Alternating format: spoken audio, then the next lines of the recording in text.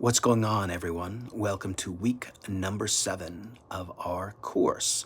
As I'm sure you are aware, we are very nearly at the midway point of the semester, halfway there.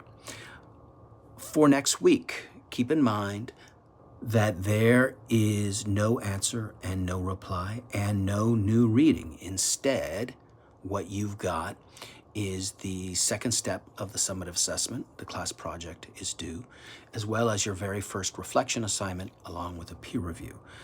If you have any questions about those assignments, please do not hesitate to reach out to me, drop me a text, and let me know what you're having trouble with. Again, that is for next week. For this week, for week number 7, for the participation, I wanted to talk a bit about a conversation that I had with a colleague just last week. Now, this colleague of mine is a very good teacher. She's skilled in the classroom and online.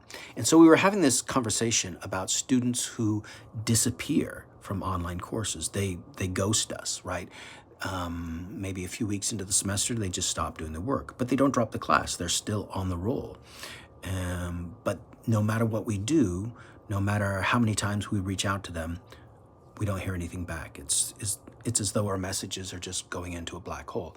And at the end of the semester, if the student is still on the roster, we don't have a choice except to give them an F, which is no good for anyone.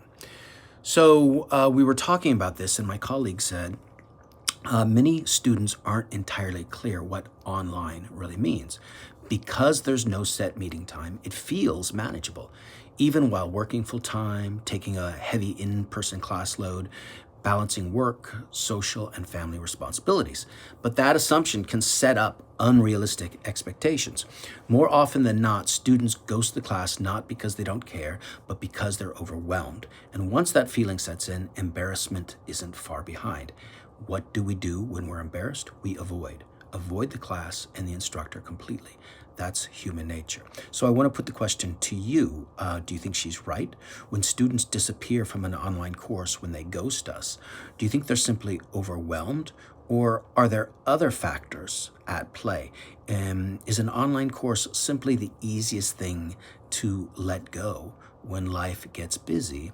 Or is there something else that we're missing as instructors that we should know about? I'm really curious to hear what you all have to say based on your own experience and based on the experiences of your friends, colleagues, and family. Let's do this.